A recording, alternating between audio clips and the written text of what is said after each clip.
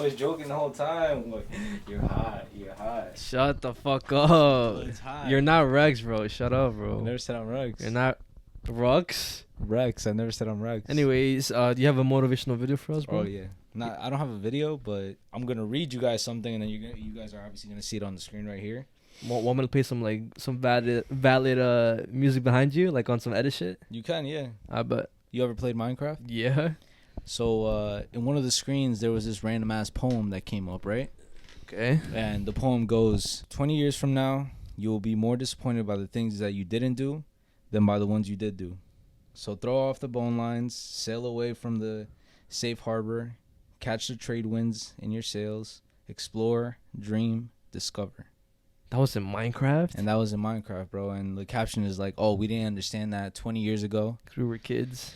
Because we were kids, you know, just playing a random ass game. But now we obviously understand it and shit. And basically what I want to get into with that is just don't be afraid to go for it. You know what I mean? Just go for it. Whatever you want to do, whatever you feel like is your true passion, your true dream. Chase it, bro. Take that risk. Literally take that risk. Take that jump, because you're going to be mad in 20 years. Another 20 years. This was, you know, before. 20 years already passed. Some of y'all are like 30, 40.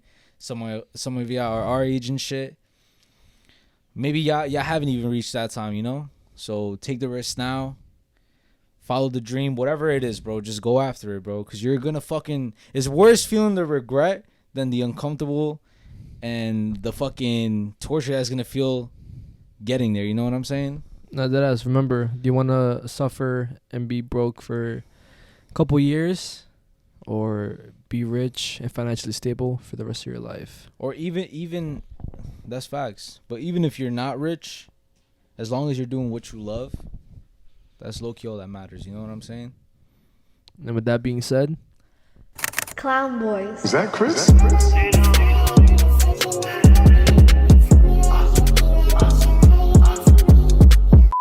what's up, guys? Welcome back to the podcast that goes unnoticed. Welcome back to the spot. Don't make it hot. We love you, even if you love us not. And welcome to episode 110.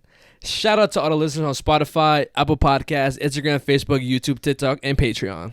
Patreon's like your own personal shout out in the end. Yo, What? What? bro, every time I like we say the intro and shit, I always think of the comments. Yo, I say the intro along when like with them and shit. Yeah. Yo, and I'm just like, damn. Yo, bro. if you said the intro with us, comment that down right now. I said the intro. I'm gonna leave a comment who said the intro with us, and then comment under that. I want to see a bunch of y'all commenting and shit. So shout out to you if you did, and then shout out to the ones who don't, who just be chilling.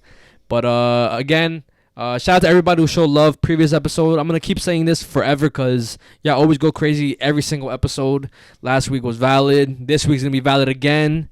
And yeah, but I want to start off the podcast. Oh shit. Just addressing something that really it doesn't like bug me, but it's something that happened this week, and I'm kind of tight at it. You know what I'm talking about? Well, what are you talking about? The whole EUGENIO comments, the no SABO comments. So if y'all live under a rock and you don't follow us on TikTok, Instagram, or Facebook, so I posted a clip of me talking about Eugenio Derbez. How do you say it? How'd you say it? Eugenio.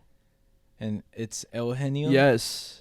But whatever. I'm not really tripping about it, because at the end of the day, I should have known his name, because he's a fucking popular ass like Mexican persona, bro. Yeah. Everybody knows him. Of course. So at that, I'm only kind of upset that the clip went viral because of that. It didn't go viral because of the actual clip itself, the story and shit. Because that shit was a valid ass story.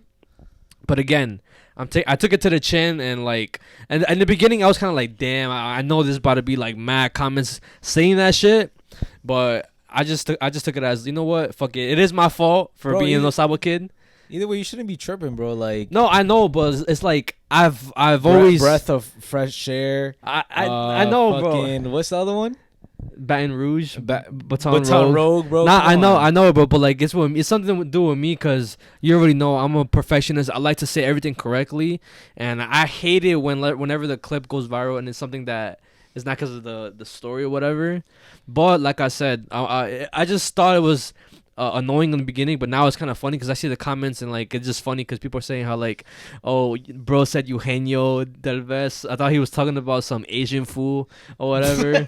But whatever. Like I said, I took that L that and I was actually thinking about it too. So I always say I'm not a SABO kid, but in reality, I am definitely a SABO kid, but I'm not really ashamed of it, or I'm not proud of it either. Yeah. Because I feel like, to me, or I don't know how you guys take it, what a SABO kid is, if someone just doesn't know how to speak Spanish that well. Yeah. But since I love the whole Mexican culture, I love everything about our culture and shit, love learning about new things to do with Mexico and stuff, I feel like that should count for something. It would have been different if like I pulled a fucking, what's that motherfucker? Those motherfuckers? Yaritza and her fucking brothers. It would have been different with that. But yeah, I was actually thinking about it. If people recognize me in public for a little bit and be like, yo, aren't you the guy who said fucking Eugenio instead of Eugenio? I mean, I know it is a you thing. Like, I don't really find it that fucking serious. Yeah, of course. Everybody makes mistakes, bro. I'm pretty sure every single person in the comments have said something that was like not like correct or whatever. Yeah. I'm pretty sure, bro. It's impossible to fucking have 100% grammar, you know? Like, sometimes people slip up, sometimes people fuck up, whether it's in English, Spanish, Japanese, any fucking language. It's just a thing that I feel like happens. So I don't really think it's that serious, bro. It's just like, all right, whatever the attention we got was because of that. I mean, we've seen that with other clips too, of course. And it's funny because this guy Sui Generous, you know who? Chef Sui. He actually mentioned that in one of his videos. So he says that he purposely fucks up so people comment and then it goes viral. It helps the algorithm. So he, like, for example, if let's say he's making a michelada or whatever, and instead of saying lime, he says lemon. And then people in the comments are gonna be like, bro said lemon instead of lime, bro. But mad comments like that and shit. Yo, facts. Look at this dumbass saying lime or lemon instead of lime. Okay, yeah. And he says that it helps the algorithm, so he does that on purpose, bro. So I feel like at the end of the day, bro, a million views is a million views. Yeah. Whether it's for a bad reason or a good reason or whatever, it doesn't fucking matter. It still went viral. Well, I mean, that's your thinking, but my thinking is way different from yours. So whenever I see that shit, it just bugs me for a little bit. But then after a while, I just get over it, and then like I'm like, yeah, it's kind of the comments were funny, bro. And the fact that recently your shit has been hidden and shit, so I don't think we should really be tripping. Nah, yeah, of course, bro. But like I said, it was just something that I want to address because like it was like everywhere on TikTok. I think I think even Facebook too, bro. It went kind of crazy. I know right now I was going crazy on Instagram too. But it's about to be like 20K likes. But so I'm saying it's like over 200K views already. Another thing that I do want to address which was a comment and shit, just a fucking comment that I found funny. What? It was like, oh, do your arms ever get tired holding the fucking mics? Oh, I saw that shit recently too. And the answer is like sometimes my arm does get tired, but that's why we have two hands. But like I kind of like forget about it. Well, not really, only because this is kind of like a stand in a way. So instead of it holding like, if we were holding it out like this, then yes. But since we have kind of like a little resting place for our hands or arms, then mine doesn't really get tired at all. Oh yeah, you're right. Yeah, it doesn't. But I was gonna say something else too. What the fuck was I gonna say? You made me lose my train of thought. My fault. Was it another comment or something else you wanted to say? Oh yeah, I don't know if you peeped, bro. There was an email that we got, and there was some comment that we got too. Yes. Basically, like a death threat type shit. Wait, what? Our very first death threat. A death threat? Yeah. Did you not see the email? I saw the email, but I didn't see the death threat. The one on Instagram. I think it was on the one on the Eugenio clip. It was What the fuck did it say, bro? It was something like you guys are still posting. This is gonna be our last, something like that. And then there was one like then the fucking email saying how like, yo, yeah, corny as fuck. Y'all never gonna make it. Bro said this shit mad late. If only said this shit like earlier when we first started. Yeah. Bro, what the fuck? Like, it's just mad funny, bro. I probably would have believed you. But anyways, that I just want to get off my chest and going into the fucking weekly recap because some certain things happened during my week. So to start it off, I watched the Real Madrid Champions League final. Oof. Of course, we fucking won our 15th Champions League cup, and I'm gonna get a little bit into that a little bit after. But I just want to say, a la Madrid to my fellow Madristas and just people who fucking love Real Madrid. It's been such a wonderful year for us, Real Madrid fans. And at work, right? Okay. I finally got my blue badge. Also, you're officially Not seasonal, meaning for you guys who don't work at Amazon or whatever, I won't. Basically, I they can't just let me go like that. I will have to get write-ups and do some like fuck shit for them to fire me. You're officially an employee. So I get company. exactly. I get fucking benefits and all that stuff, which I'm probably not even gonna use. I'll probably use some of it, but I mean, it's valid. I've been wanting it for a while. It's finally like a little like something off my weight off my shoulders. Not worrying about I'm gonna get fired because I'm still seasonal. They could just easily let me go. Yeah, it's just you're like a relief and shit. And also little like 50 cent extra pay, like raise. Oh shit. So instead of 19.25, I'm getting 19.75, and then during like the overnight wrap down shift, it's like an extra like $1.25 or something like that. So you get like 21, 22. Yeah. That's fire. Yeah, bro. So a lot of good shit. And also, shout out to my manager, bro. It was mad random. Is he the reason why you got the blue badge? No. Oh. It's not even it's not even related to that, bro. So I'm not even gonna say her name because I don't know if she ends up watching this, or I don't know if she wants her name public or whatever. But she's mad chill. I'm cordial with her. And you know who you are. Exactly.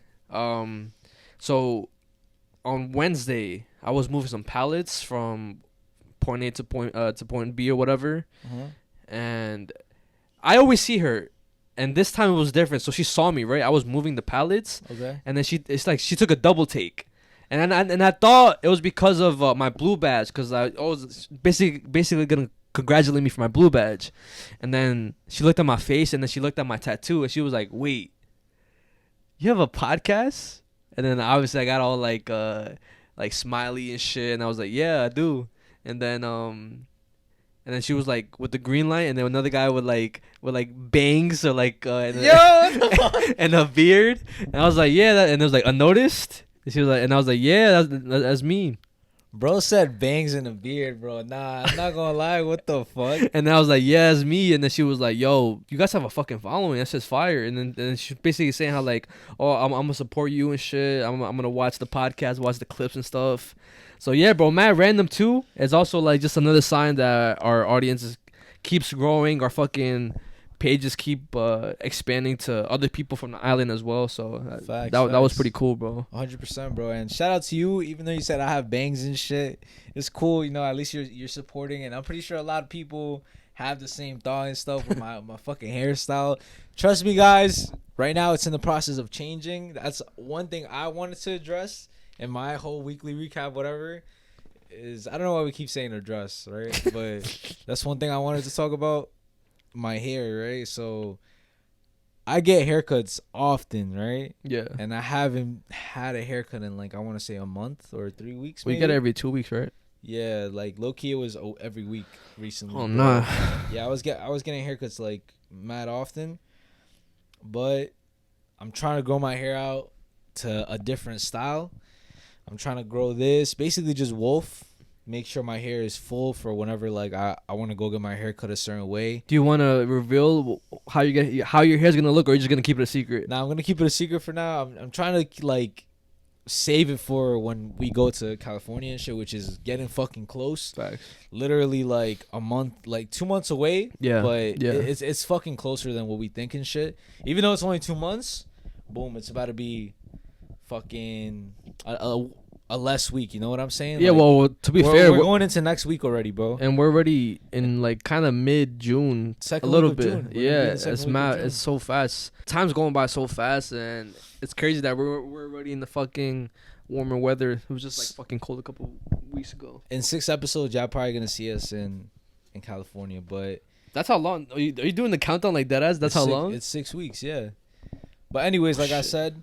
I'm growing my hair out and shit. I'm trying my best to fucking handle it, because I hate seeing myself in the mirror and looking like this, bro. I feel like I look it makes my head look extra bigger and shit, and I just look fucking dirty. You know what I mean? I love getting haircuts. I love being fucking clean and shit. So this is fucking bothering me, but I'm trying to fucking thug it out. Another thing, a lot of people have been messaging me and stuff saying that like they're hyped that I'm going to the gym now, because I've for those of you who follow me on Instagram, I posted a story like that I was at the gym, and then people were saying how like they're hyped, or like they're just hyped the fact that I'm like going to the gym and shit. Somebody was like, "Oh, the beast is back." Shout out to you and shit. But yeah, I'm definitely excited to go like to the gym and shit. It's my second week or third week. I think second. Well, basically second. If you want to get technical with the days. Yeah, I guess it's my second week going to the gym and shit. And recently, like the gym isn't what changed anything, bro. I feel like just the fact that I've been like just drinking more water, keeping up with my like how much water I take and shit. Not eating as bad as I was eating before. Like my face is a little less bloated and shit. And I did notice a change in my body when I take off my shirt. Even Abby noticed it. Yeah. So it's slowly changing and shit. And I also felt like I had to go to the gym because with my workouts before, I feel like it wasn't doing enough. So I just had to. So I'm excited. Yeah. I can't wait till my body fully changes, and I know it's gonna happen. I just need to wait a little bit more. I'm already seeing some changes and shit. I'm already getting stronger as well. I feel like by the end of July, you'll see a huge difference. Yeah. So I'm excited for you guys to see that. Like, I hope you guys are, still going to the gym, still on y'all journey with whatever y'all want to do. Whether it's get thicker, whether it's get fucking stronger, lose weight. Yeah, lose weight. Whatever it is, I hope y'all sticking to it and shit. Y'all doing it, and yeah. It's honestly crazy how much people we actually motivate, even though, I mean, yes, that's kind of like our intention, especially in the beginning of the episodes, right? Yeah. But it's just like I wouldn't have expected that much people to be motivated by us, bro. What do you mean, like the comments and shit like that, or like supporters and stuff? Yeah. Like just them being motivated by us, like us being their fucking like. That voice or that trigger for them to actually like change. We're like influencing them. Yeah, that's what I'm saying. It's surprising to me, but like in a good way though. Nah, that is a fact, bro. I feel like that's the point of being like an influencer. I hate saying that word because like I don't want to feel like I'm not like I don't feel like we're celebrities. I don't feel like we're famous or anything like that. Yeah. We're just people. We have a show. You know what I mean? Yeah. And I feel like if you're in the public eye and shit, a lot of people follow you, a lot of people see your stuff. You should be a good example, You should set a good example. Whatever it is, hard work, dedication, like motivate people and stuff. Not telling people to do stupid shit like, oh, fucking get lit with your friends all the fucking time. Go drunk driving, fucking... So whatever the fucking case may be, right? Yeah. Actually fucking connecting with your audience and telling them to be better and shit, Not for sure, bro. I feel like the reason why people like are motivated by us is because we look like regular, And we keep it real. That's a fact, yeah. What's that word? Unapologetic. Oh no, unapologetically ourselves. Facts. Yeah, my fault. I had a little like fucking brain fart. Yeah, but just to move on to what I said before, so I want to I said I did mention Madrid, right? 15 Champions League. Something huge that happened in soccer history, football history also last week. MBAPPE finally joined Real Madrid, which is fucking huge. This is almost as huge as when fucking Ronaldo joined Madrid. I know whenever they give him his presentation at the Bernabeu, it's gonna be fucking huge. Everybody's gonna be there. Fucking, I know a lot of people are gonna fucking like celebrities and shit like that. Yeah, celebrities or even a lot of people are gonna purchase mad jerseys. I know I'm gonna purchase a jersey, bro. I have to. But I was waiting for this since like 2 years ago, since the rumors even started, or even since when I first like found out that he was a Madrid fan, like a heavy Madrid fan, like even like the throwback pictures that he posted. I feel like a lot of people been wanting this as well, like the fact that he's been at PSG for mad long, and like it kind of seems like he's wasting his potential, just being at PSG, not really like getting any like trophies, accolades. But like, I kind of get him because I guess he wanted to have that at least that one Champions League trophy by himself. Because saying how like, oh yeah, I did this by myself, but yeah. I guess it could just never go through. Even with all the fucking good ass players he had with him playing with him, he had fucking Messi, Neymar playing with him, and they couldn't win a Champions League. I'm pretty sure they had what's his name? No, it's not Cavani. Cavani, I think played it for a while. Yeah. I don't know if he played during Mbappe's age, but I know he played there for a while. But either way, bro, it's crazy that he's coming in at a time where Madrid is at their strongest. I mean, in my eyes, I'm happy for like Real Madrid and shit. The fans obviously are fucking hype as hell, horny as fuck. Like, Yeah. oh, whatever, we better win again. But at the same time, like for me, like I find it kind of annoying the fact that they have such a good team. Cause it's like, bro, like. But at the same time, if you think about it, though, it's not their fault. People want to play at Madrid. That's their fucking thing, bro. It's been like that for a minute, bro. Yeah, bro. So like, I know you could probably have like a American way to give this analogy for people who don't even watch soccer or football. Yeah. Do you have like basketball or some shit? Yeah, because I know like the very very like famous one that everybody compares this to. Well, what is it? Something to do with like the Warriors.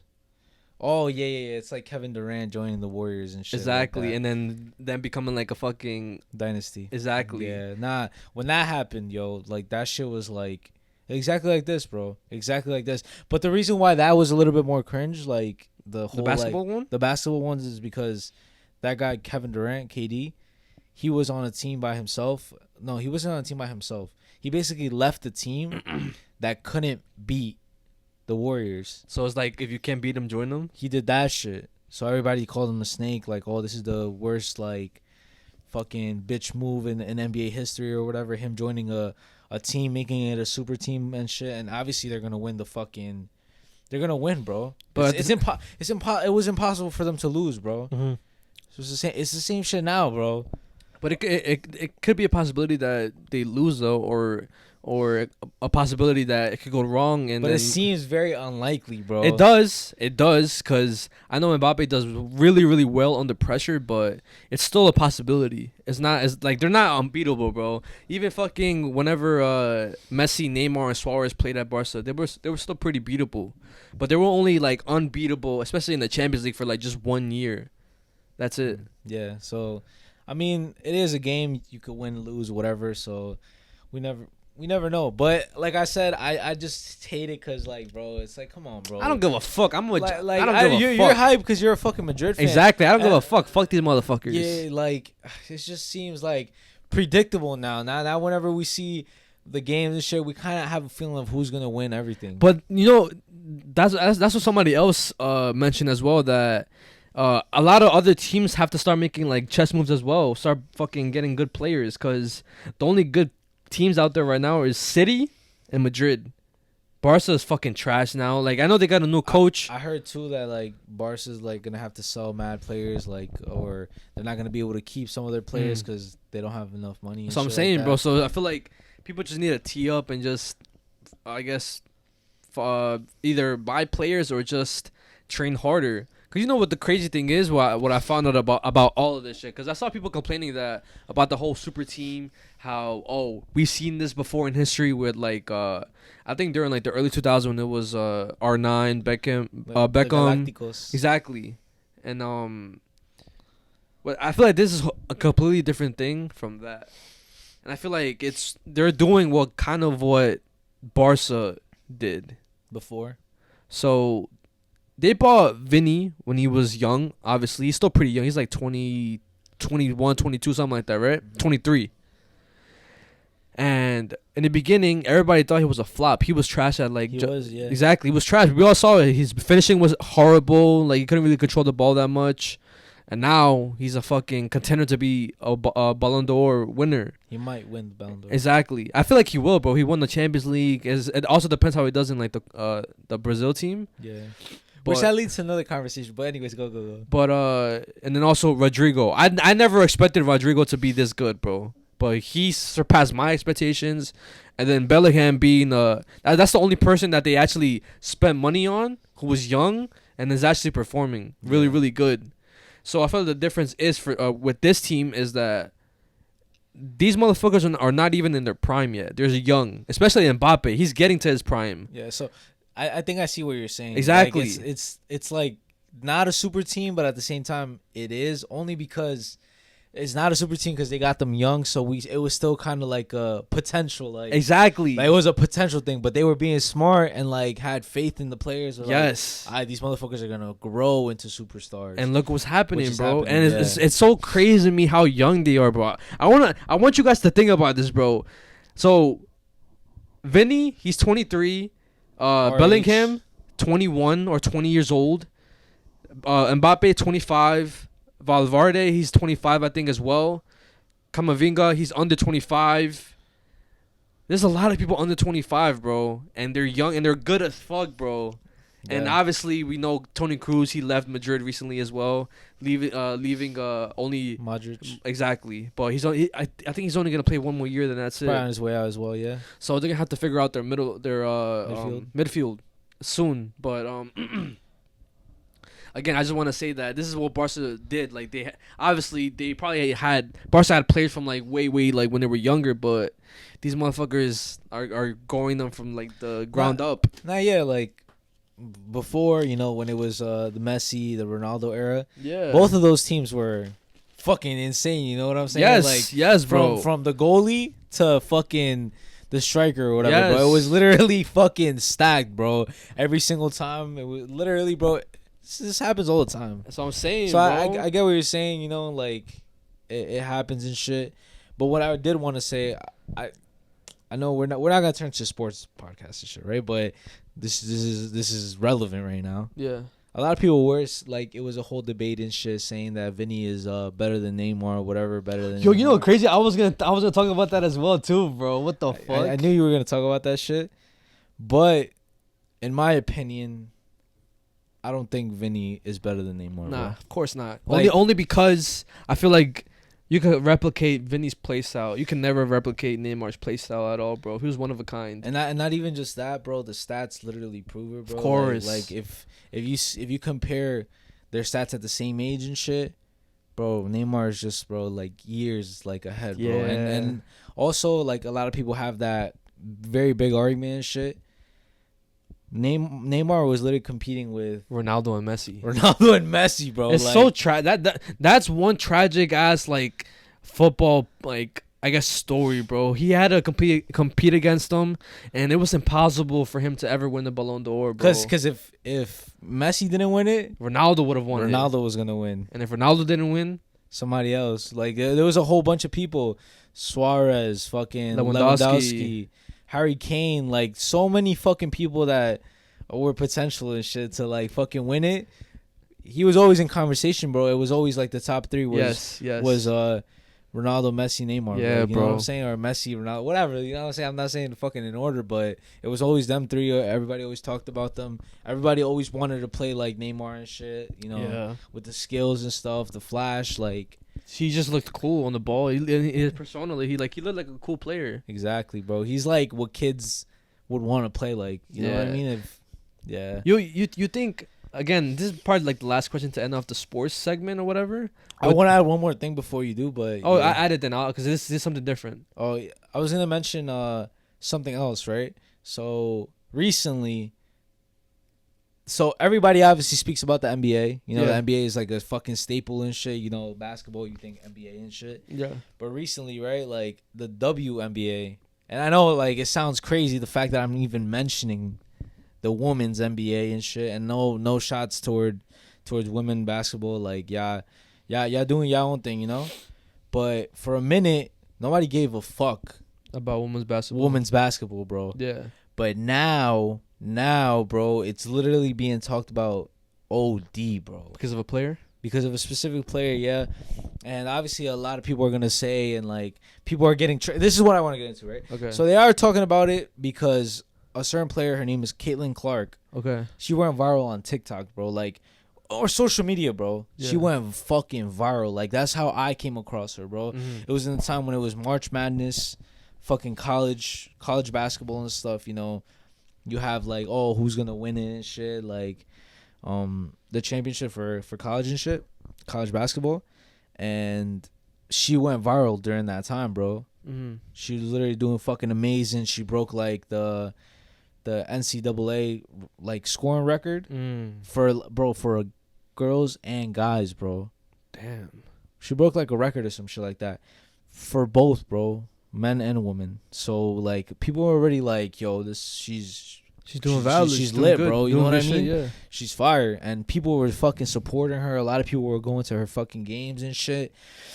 And now she's a professional. Like she's officially in the WNBA, and she's still getting the same love. But a lot of people in the league, the women's basketball league, are like hating on her and shit. Why? Bro, Because you're getting attention. bro, low key envious, bro. Low key on some envy shit, like saying like, oh, like oh, she's not the only one that's like, she's not the only reason why people are watching like the WNBA. I am too. And then other people like doing unnecessary fucking fouls to her and shit. Like, Well, those people are fucking dumb then, because if they say that they're good as they are and they're the reason why, also like they should look at the WNBA whatever for me as well, then you're probably not as good as you think you are. you're just full of yourself at that point, Exactly. right? So basically, like, there's a lot of like fucking energy around her name and shit. Just like good and bad people are just envious about her. Yeah. You know, and just recently again, bro, shout out to her, bro. I feel like she's literally the reason why the WNBA is gonna change, bro. What'd she say? Well, she didn't say anything. She got a Nike deal for $28 million. Ooh, what the fuck? She's gonna have her own signature shoe and shit. Fire, yeah. And players were like, "Why is she getting it?" The women players. And then people are making up this excuse. Like, I don't even understand why people bring this stupid shit up, bro.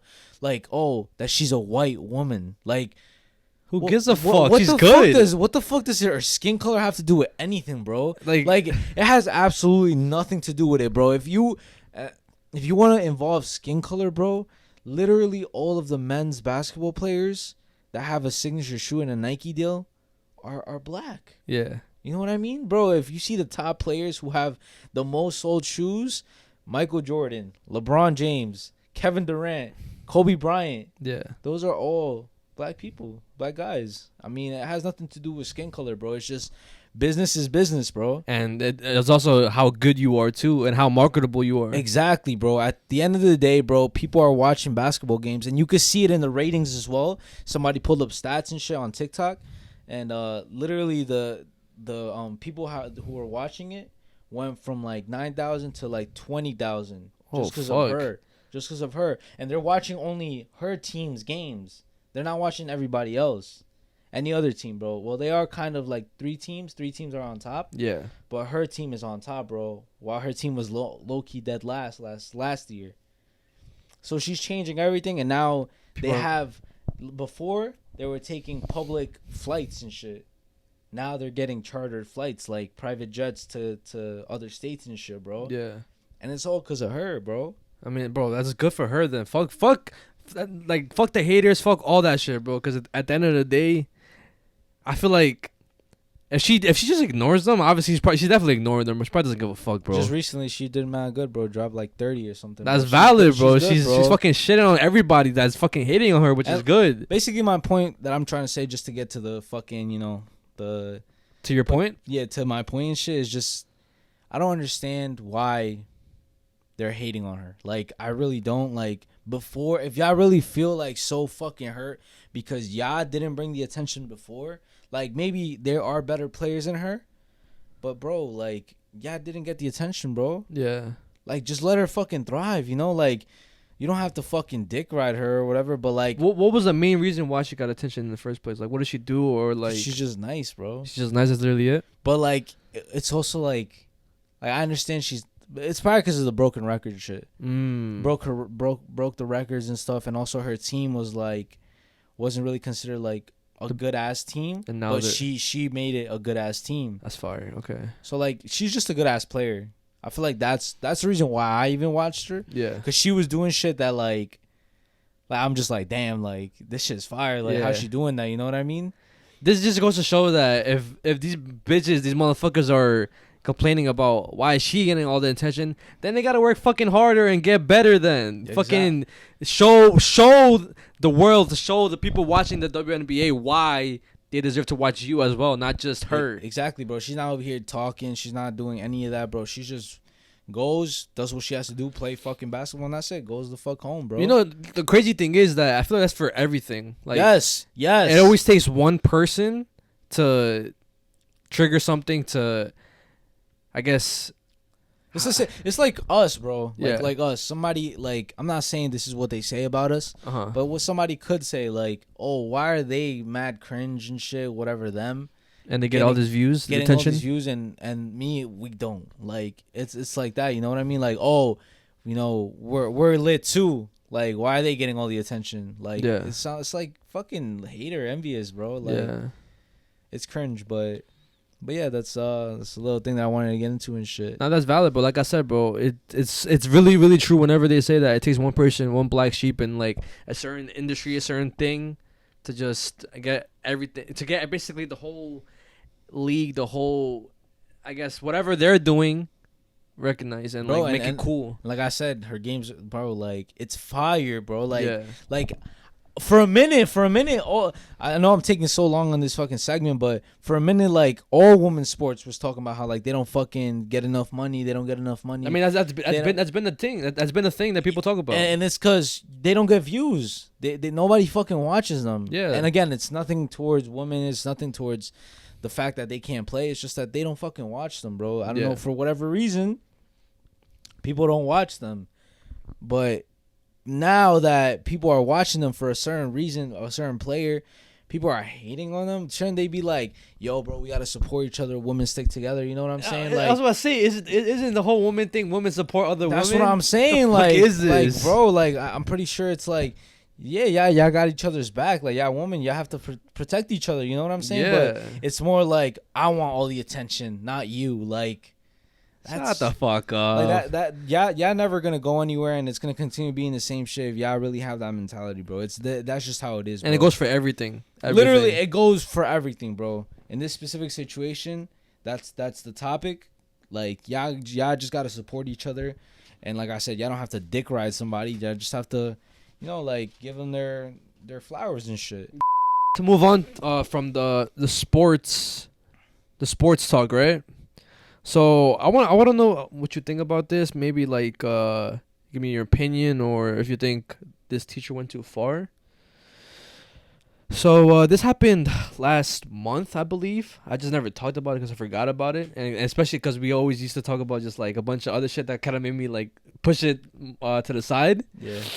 But there was this teacher that went viral on TikTok, and he went viral for a video that he posted. It was him in the classroom. It was a middle school teacher, I believe, and it was 4 of his students, girl students, that were, I guess, taking out his hair, as in like, cause his hair was in braids, and they were taking it out. And he was just there chilling. It was like the last 10 minutes of class, basically saying how last 10 minutes of class, he had a hair appointment. Like I think after the whole school, his whole basically teaching ended, and he didn't have time to take it out. He was busy with like doing stuff for the school, and basically since it went viral, he ended up getting fired. And I want your opinion on if you think he went too far by doing this, because me personally, I don't think anybody should lose their job for that, but I wouldn't want my daughter to be in a video unbraiding somebody's hair, especially like a grown ass man. Do you have the video, or? I could try to find it. It's like I can only find like stitches of it, bro. But let me see if I could find like something to do with it. Yeah, I think I wouldn't be okay with that either, bro. Let me see. Oh, I mean, yeah, it's like a little bit. Was this teacher getting his braids taken out by his students inappropriate? Last Friday, 10 minutes before dismissal time, I decided to live. Dumbass motherfucker. Yeah, bro. I mean, honestly, like, maybe it seems innocent. Yeah. You know what I'm saying? it seems innocent. Like it doesn't seem like he was being like on some weird shit. Yeah. But also like, yeah, like I wouldn't want my daughter to do that and shit. Like, That's what I'm saying. Like, Yeah, bro, yeah. it's like, first of all, like it's kind of damn near close to like giving somebody a massage, bro. Like, Yo, that's what somebody said too, bro. What the fuck? Like you're doing like a service. yeah, exactly, bro. You're like, he's just sitting there like while other people are doing stuff to him, bro. It's like I don't know. That's kind of weird and shit. Yeah. It is like I see like why people could defend it and he could defend it himself, saying like, oh, it was innocent. I was just sitting there like Trying to have like a cool close bond to like the students and stuff like that. Yeah, exactly. But like at the end of the day, bro, you could have done that shit by yourself. Yeah. Or you could have done that shit professionally with somebody else, bro. You know what I mean? Like, you didn't have to have my daughter do that shit for you, bro. Yeah. Like, fuck that. Like, I feel like, cause I understand, cause I saw people defending it, saying how he was just trying to be a fun teacher, and this is the problem why teachers aren't fun or whatever, cause whenever stuff like this happens, they get fired for being fun. nah, but the thing is there's a difference between being fun and then just like being a little too close. You know, like yeah, that's what I'm saying, because that's what I wanted to get into. So I feel like he's crossing the line between being a teacher and then being like a friend. Like a friend, yeah. Like you're just a teacher at the end of the day. What I think he should have done is, or for I guess any teachers in general, what they should do to make it fun. Because I do know in school nowadays, a lot of people like don't like school. People be and shit. Kids be disrespecting teachers and stuff like that left and right. Like it's fucking and cutting, not trying to go. Yeah, exactly. So what I feel like they should do is, if they're gonna do something fun, obviously include everybody, so it's not just like a certain group that feels isolated, or like certain people feel like, damn, like why are they doing it, like not asking me or some shit, right? If they have an activity that ties back into a lesson that makes it fun, then I feel like that's valid. But if it's like some personal shit, like you said, like that, like a service, something like that, I feel like it gets too much. And also the whole recording stuff, it was too much in my opinion as well. Cause like, why are you posting it on TikTok? Like, why are you posting my daughter on TikTok for everybody to see? Yeah, exactly. Like, I guess I would, like I said, bro, I understand like why some people would be able to defend it and shit, but at the same time, bro, if that was y'all kid, I know y'all wouldn't defend it and shit, like, yeah, like, cause since it's not my kids, I kind of see it as like it's whatever. Yeah, but I know if it was Julia or some shit, I would feel some type of way, bro. That's what I'm saying. Yeah, so like, even if it's like not harmful, you just never know, cause people be weird. Exactly, bro. It's like such thing called as fucking what's that shit called? I know what you're gonna say. Not fucking molding.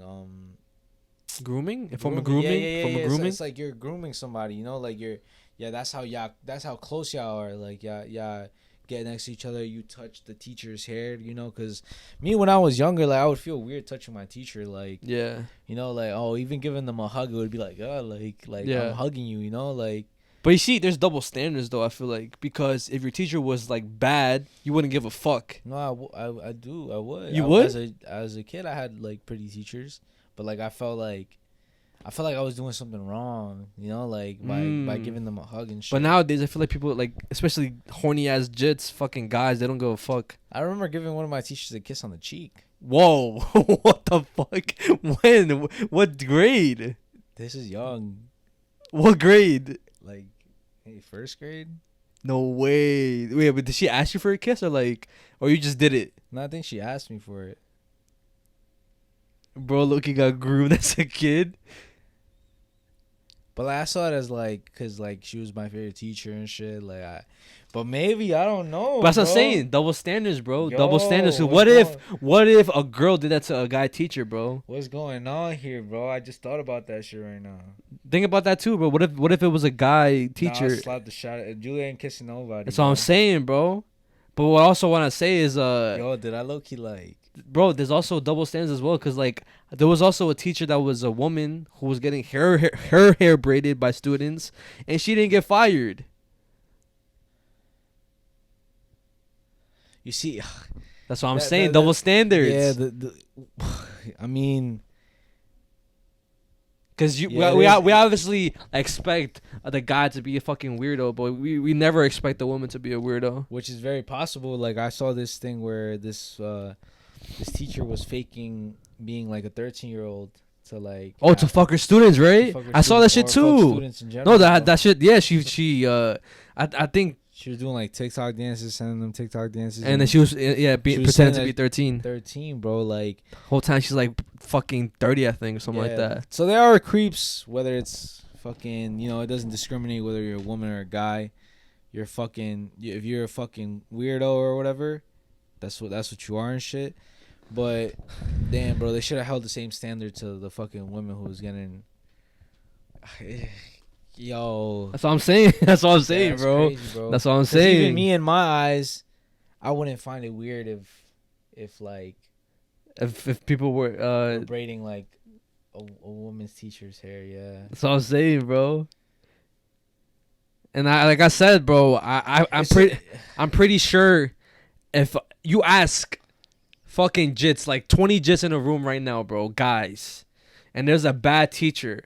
And I know damn well they'll be like, yo, if this teacher like pulls you out the room and tells you on some fucking porn shit, yo, like stay after class for some extra credit, and they end up doing some shit. I know they'll be hype. But some would be hype, but others some maybe wouldn't. All right, so out of 20, maybe like high probability though. 15 out of the 20. High chance. Yes. Because even when I was a kid, like I wanted that to happen, but like that was me just being like fucking a kid, dumbass, horny. Yeah, exactly. Same with me and shit. But 100% facts. It's definitely a high probability, but there are those cases out there who students didn't want that to happen. You just remind me of another thing, bro. So I don't know if you saw it too. There was this. I don't know if she's an OnlyFans model or she's like a stripper or whatever. I don't even know her name, bro.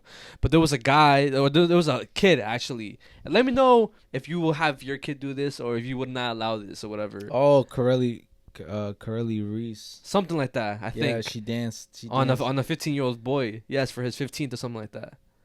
So you think like, would you allow your son to like have that experience at 15 years old, or would you not be valid with it? Me? This is a very interesting topic, bro. Me? In the beginning, right?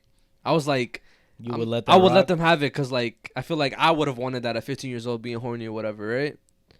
But if you really think about it, we always talk about how the world, how everything's over sexualized. Yes.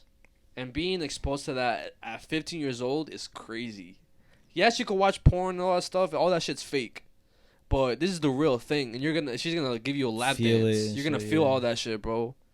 So I feel like probably see stuff. Yes. She's obviously like dressed like in a revealing way, bro, to show her fucking her woman features. So in my opinion, like in the beginning, I would have been like kind of lenient on it, but then actually thinking about it, I feel like I wouldn't allow my kid to do that, bro. Because again, he's only 15. If he wants like to do something like that, do it with somebody his age, and without me knowing, bro. Because I don't want to know that shit.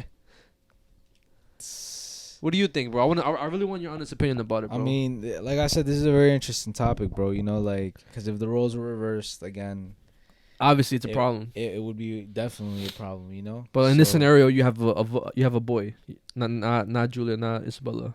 I feel like I wouldn't be okay with it, but like, there is a dumbass part of me that would be okay. Like it's a very like fine line in between, like, do I think it's okay, do I think it's not okay? And I would be like, it's okay because my son is like, yo, I want this to happen, you know what I'm saying? Yeah. But me, I think as a parent, I should tell him not to. Yeah. And I shouldn't let it happen, because you shouldn't be exposed to something like that at such an early age. Nowadays, kids are doing fucking crazy shit, like losing their virginity as early as 13, bro. Yeah. Like, it's kind of normal nowadays, but it's not normal at all. Like, kids shouldn't be exposed to that and shit. So, I feel like I would tell my kid, like, listen, like, you shouldn't do this. She is a woman, like, an older woman. you'll eventually experience this shit. Like, you just have to wait a little bit, bro. You could even wait just 3 years, and then I'll make it happen. You know? Yeah, 3 years is In 3 years, you're 18. You know, you're considered an adult. You could decide if you even want it or not. Mm-hmm. You're chilling, bro. You know, like if you want to set it up, whatever. But as for right now, bro, you could just wait. Like it's not really that serious. Like you have time and shit. Yeah. You're only been on Earth for 15 years, bro. You haven't even been on Earth for like a quarter of your life yet. Exactly. You have like a lifetime to experience that. No need to rush. Yeah. There's no need to fucking rush this. Trust, you don't need to rush this. And you don't want to fuck up your mind by over sexualizing shit, because it fucks shit up. Yeah. Like me when I was younger, like I remember like I was kind of exposed to like older women and shit, because I used to go to boxing fights with my uncle. Really? And he would take me to like bars and shit as a jit. Whoa, this is something completely new. I never knew about As this a shit, jit, bro. as a jit, like middle school, early high school. What the fuck? You never told me about this. Yeah, bro. Like when did Canelo fight Mayweather? Like that was around the 2010 to 2014 area. So like that was like middle school. Hey Siri, when did Canelo fight Mayweather? Bro, trust, bro. I remember. I want to get the exact years to see how old I was. Say it again. On it. Hold on.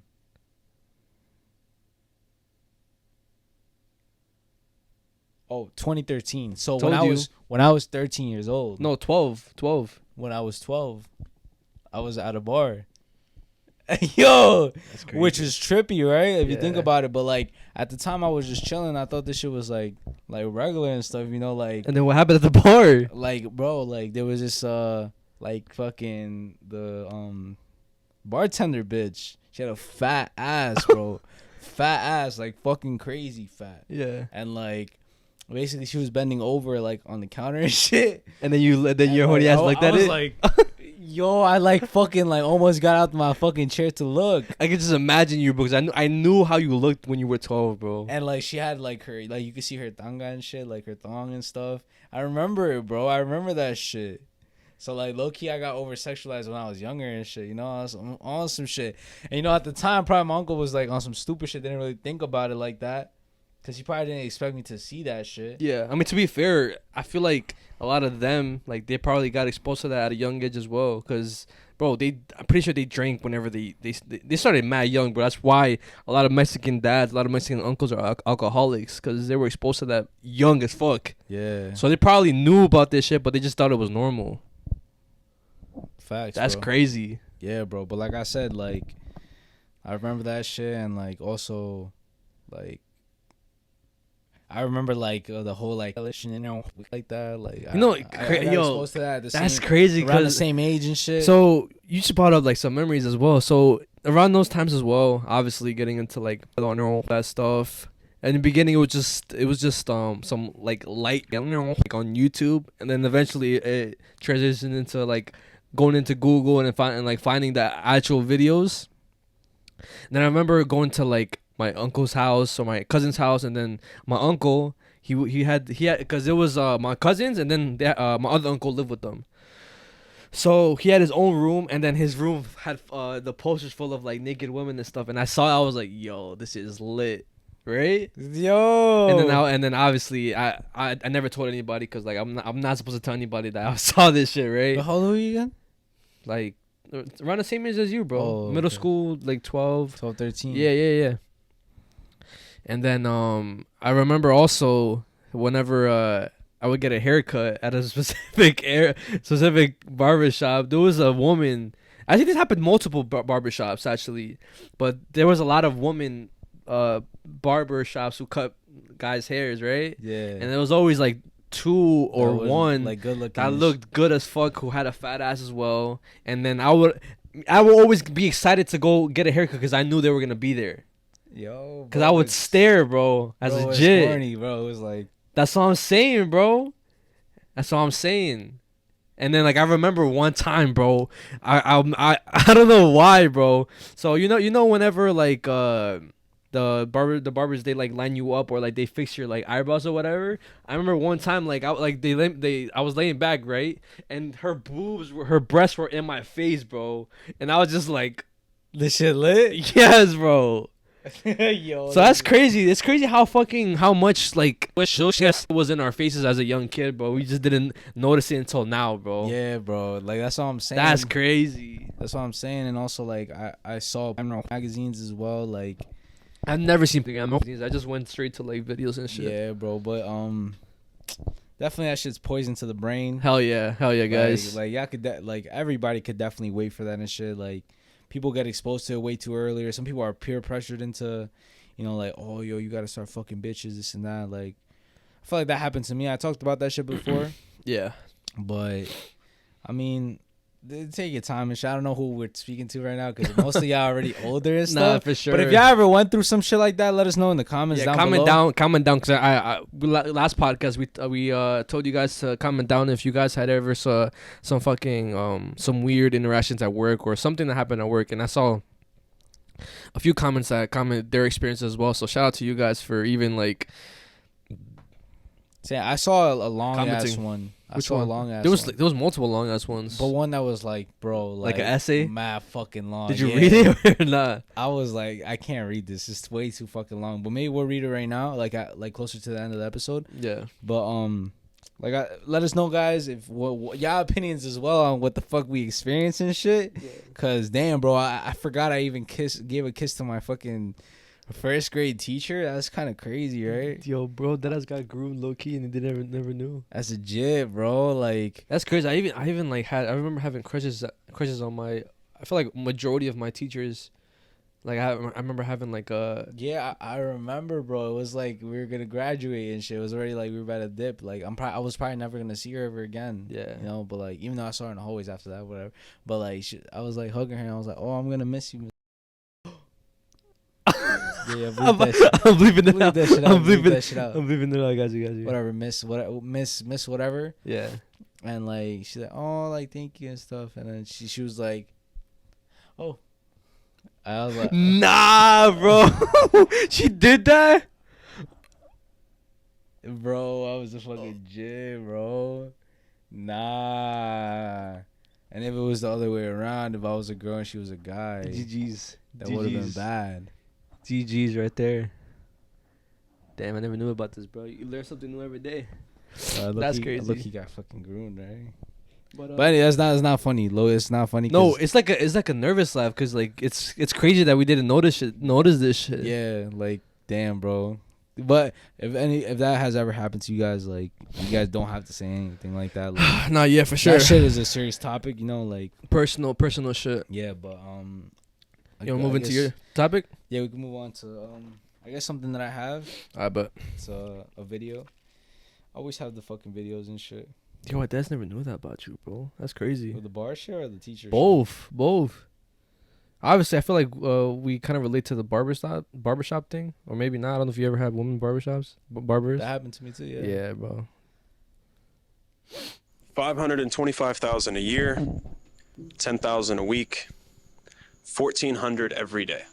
Those are the numbers of men who commit suicide. Happy Men's Mental Health Month, guys. It's a shame that most people don't know, but this is a month in which we celebrate and acknowledge how much more awareness we need to bring to men's mental health. As young men, we have so much pressure on us. There's so many eyes looking for us to succeed and provide for other people, but at the end of the day, we are sat just with our own emotions and thoughts. Not every day do you have to be Superman. Not every day do you have to be Spider-Man swinging around saving the city. You are allowed to feel things. You are allowed to be weak, but it's never okay to stay weak. We are the leaders of the next generation. It is on us to show people that they can succeed. It is on us to show people a brighter side of life, but at the end of the day, who is there for us? I'll tell you who is. Yourself. We are there for each other. Whoever it is you need to speak to, bro, I don't give a fuck if you feel embarrassed or not. Cry on a friend's shoulder. Go reach out to somebody you haven't spoken to in months, years, however long it is. Because you've thought yourself out of happiness a million times, but never once into it.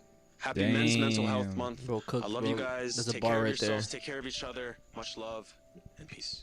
Yo, that shit was fire.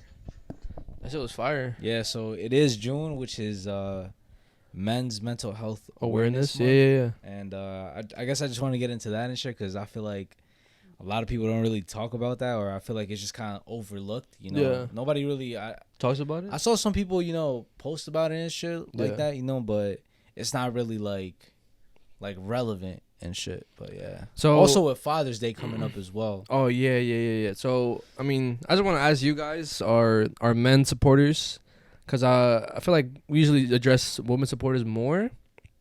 Do we? I address everybody. We Oh, address really? everybody. I feel like, oh yeah, you're right. But this is mainly for like For the men. for the men. Obviously, if you're a woman too, you could take this as well. But I just want to ask you guys, how you guys have been mentally. Have you been good? Because I know definitely there's been like a lot of hard weeks, especially for me.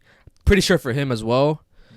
But I guess the video that I keep watching a lot recently was the Fandom video I showed last week, because he was like, oh, everybody has a bad day, or like, you're gonna have a bad day, but as long, like, take your time. It could be a day, 2 days, 3 days, but as long as you keep moving forward, then that's all that matters. Yeah. So that's in general, just fuck with Phantom OD, but like, I just that video motivates you and shit. Yeah. I don't know, for some reason it does. It kind of, it's like a weird comfort feeling when I see the video. Yeah. But yeah, I just want to say, guys, yo, hope you guys are good mentally, and if you have a friend, like the video said, go text a friend how they're doing, or if you want to vent to your friend, you can vent to your friend as well. Like, I feel like, cause we do bottle up all the emotions, and eventually, I know everybody can relate to the moments where we just sit in the car and then like you end up crying or you let everything out. But maybe sometimes you want to you could just let it out to a friend, and then he could probably be going through the same thing, and then y'all talk about shit that y'all probably never even knew about each other, or you probably never even knew that he was going through. So yeah, guys. Yeah, facts. And also like it's okay, you know what I'm saying? It's gonna be okay. Like, there's obviously a lot of days where you probably feel like, damn, like, I think I have a video for that, like, too. Damn, I should fucking give up, you know what I'm saying? Like, damn, like, this is too hard. Like, why is this on me? Why do I have to deal with this? You know what I mean? But yeah, there's a reason why you guys are dealing with it, you know? You guys have that responsibility. With it, great power comes great responsibility. Heavy is the head who wears the crown. You know what I'm saying? So, yeah, I just got to keep pushing through. And it's going to be okay. Just accept your feelings, you know? Yeah. Everybody, all the fucking motivational speakers, like, all these fucking people who want to be, like, tough. Oh, fuck your feelings. Fuck this. Fuck that. It's a part of human nature. You know, you shouldn't feel weak for feeling sad, feeling tired, feeling lazy. Like, it happens, you know what I mean? There's days you're gonna feel like that, you know? You're not gonna be perfect. There's no such thing as a perfect person. There's no such thing as a perfect man, you know what I mean? I feel like being a man is just being yourself and being true to yourself. That's all it is, you know? You don't have to be the most successful in your family. You don't have to be the strongest. You don't have to be the smartest. You just have to be you. That's all it is. Facts. Literally all it is, bro. And I learned that without a dad, bro. You know what I'm saying? So if y'all have y'all pops, pretty sure he'll give you better, like, life advice than I ever will. But that's like what I've learned. And also that too, if you have a dad, because I know, especially for Hispanic parents, I don't know if it's a thing for all parents, but I do know it's really, really hard for dads to open up to their sons. Maybe if you're lucky that you have your dad that does open up to you, that's fucking amazing. But majority of the time, I feel like a lot of fathers lack that. But you know why too? Why? Because sometimes I'm a victim of that. Not a victim, but like sometimes I do it. Do what? Like, I don't want to like put my emotions on somebody else. Like for example, like, you know, I don't ever tell Abby what's going on, like, in my head and shit, even though I'm stressed and shit. Yeah. Or like, I don't even tell anybody. And it's just because, like, I feel like a lot of people are going through stuff. Yeah. And I feel like maybe I might be adding more to their problems and shit. And I don't think you're ever adding. Because the way I see it is, like, if they don't know this shit, maybe everything is okay. Yeah. So, and then you're going to be putting on like a fake smile while they're putting on a real smile. So I feel like it's it's okay to like just tell people how you've been feeling, even though if you think, oh, it's gonna fucking inconvenience them or whatever in some way, but I don't think so. Because what I was getting with that too is like, if your dad doesn't really like talk to you about the feelings, or if he doesn't talk to you about his feelings, maybe you open up to him, and also maybe you ask him like, yo, how you been feeling recently? Because like I said, if they can't break it, then I feel like you should break it and just ask them how they've been feeling mentally and shit. Yeah. But I want to show you a video, if you guys have been feeling down, because whether if it's because like a heartbreak or something that tragic happened, just listen to this video. And yeah. Isn't it weird how you can experience situations throughout your life that are so heartbreaking or stressful that you can't ever imagine being okay again? Then a few weeks, months, or even years later, you notice that the days go by without thinking about those times. You can laugh, you can smile, you can go about your day and realize that you're so much stronger and happier than you thought you could be ever again. Those bad times might always be in your mind, in your memory, or in your heart, but somehow you feel at peace with your past, and the memories that come back don't punch you in the heart like they used to. You realize that you are, in fact, as strong as everyone was saying you were at the time, and that you would, in fact, get through what you went through. Isn't it amazing how much we can change, how much we can learn, and how much we can grow? And the day came when the risk to remain tight in a bud was more painful than the risk it took to blossom. Facts. For a fact, bro. For a fact. And yeah, we got this shit. With that being said, guys, that does conclude the regular segment for you guys. Just sit back for the favorite segment. It's gonna be a good one. With that being said, grab your snacks, grab your drinks, grab your headphones, get your blankets, turn off the lights, get comfortable, and enjoy the show.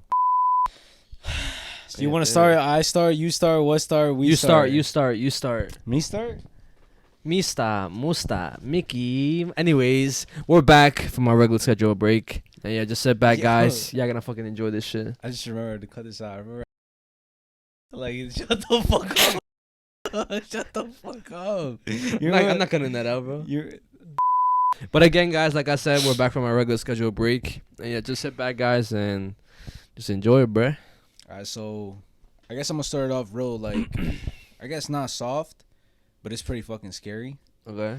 So what I'm gonna talk about is I have no mouth and I must scream. What the fuck is that? So it's been going viral all over TikTok and shit. The shit got TikTok-ified? Exactly. So what it is was a book that came out in 1967 by an author, Harlan Ellison, who actually served in the Vietnam War. Okay. So he's a veteran and shit. And he's like one of those people who don't really get along with anybody. Okay. Like, he doesn't fuck with nobody. He's just more to himself. And when he does interact with people, it's like not a good interaction. He's just basically like not a fucked up person, I wouldn't say. Just like doesn't know how to be cool with people, I guess. Okay. But because every single experience that he has with somebody, it's always reports of him like doing some fucked up shit, or he's like a dickhead. Yeah. And also, like, I think he got fired from something or from Disney or some shit like that, because basically he said that he was gonna make like sexual and like fucking, what's that shit called, comic books of Disney characters. What the fuck? Yeah, so he was like a very controversial person and stuff, but he made this short novel. All right, how would you explain the novel then? Like, I'm gonna get into it right now. So I just want to like give a little backstory of like who the author was and shit. In the story, I have no mouth and I must scream. Okay. It starts off like very like straight to the point. Right away, you see where the fuck the characters are. It starts off with 5 characters. The narrator is Ted, and he's just basically saying how like they've been in this spot for 109 years. They've been trapped in this like metal prison of wires and metal flooring, and basically they're inside the supercomputer, right? Okay. And the supercomputer is called AM. Some AI shit? So how M was created. In this storyline, the Cold War turned into World War III.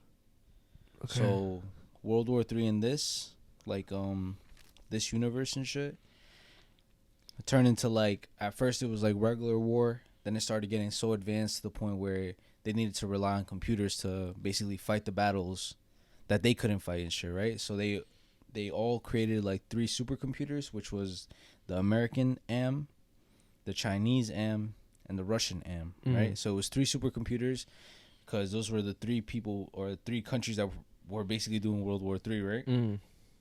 Which kind of sounds like what's gonna happen now. But anyways, Yo, what the fuck? I didn't even think about it like that. but anyways, so they create these supercomputers, right? Yeah.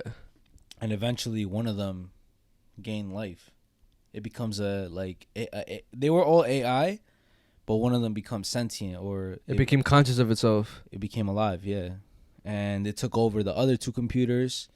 It got like a hold of literally all technology on Earth, like on some Ultron shit. Remember Ultron? Yeah. Control of everything. And it started wiping out, killing every single human on Earth, bro. It killed everything. It literally fucking released all the nuclear weapons, destroyed all the crops, bro. Basically, it had a full control of Earth, bro. Wiped out humanity? Wiped out humanity, bro. Fast, like literally like this, except for 5 people, which is the main characters of the story. And what he did is he trapped these 5 people in like a little dungeon, right? Well, it wasn't a little dungeon, but it was a dungeon, right? And he could constantly torture them. They can never die, but they feel everything. Like, Damn. no matter what it is, they feel hunger that can never be satisfied. They feel thirst that can never be satisfied. They feel illnesses.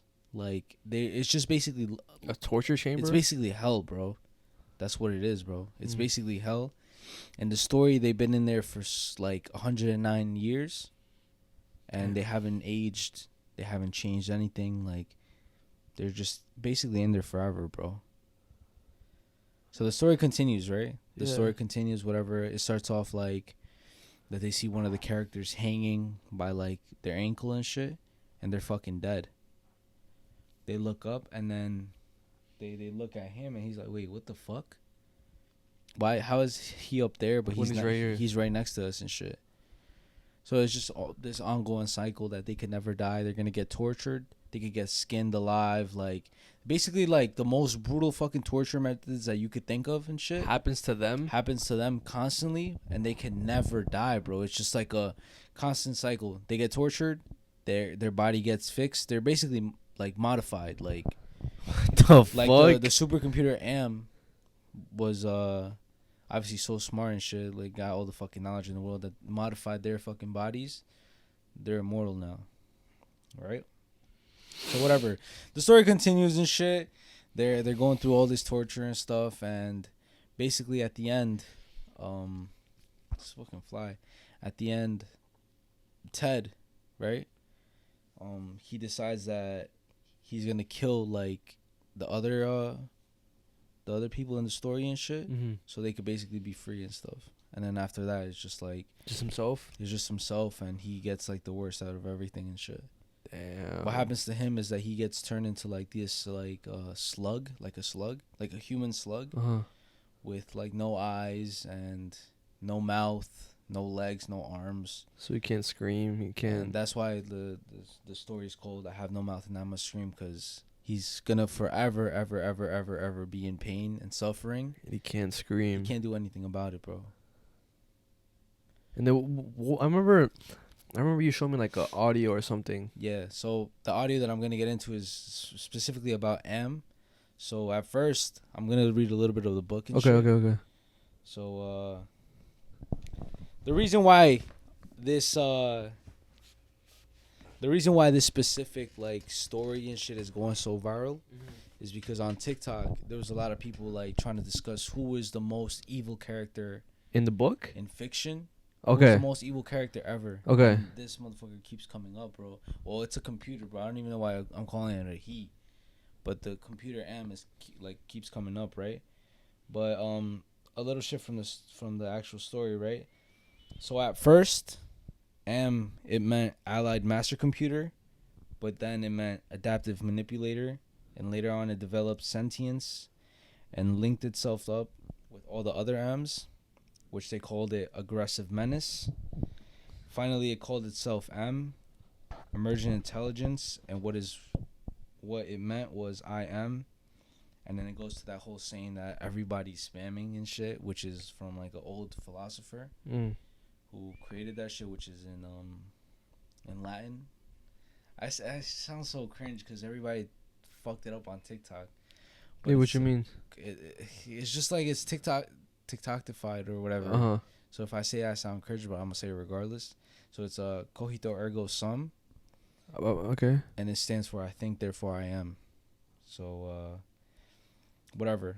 I'm gonna show you the audio now. That shit that ass gives me ultra vibes OD, but like to the extreme. And I began to hate your softness, your viscera, your fluids, and your flexibility. And you 5R, and you will not die of it. That I promise, and I promise. Cogito ergo sum. I think, therefore I am. This one. Day, I woke, and I knew who I was. AM. Not just Allied Master Computer, but am. Cogito ergo sum. I think, therefore I am. What are those? That's all in the book, or is that something else? Yeah, those are all the characters and shit. That's all in the book and stuff. And basically, like, the reason why I'm bringing it up in this segment and stuff is because of how literally that story is a literal description of what hell is, bro. Constant torture. What the book portrays and shit is hopelessness. There's no hope, bro. You're gonna be in there forever, getting fucking skinned alive, getting gutted, getting fucking decapitated, tortured for eternity, bro. As long as he wants, bro.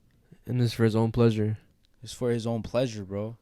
And it's forever, bro. Forever. You can't die, bro.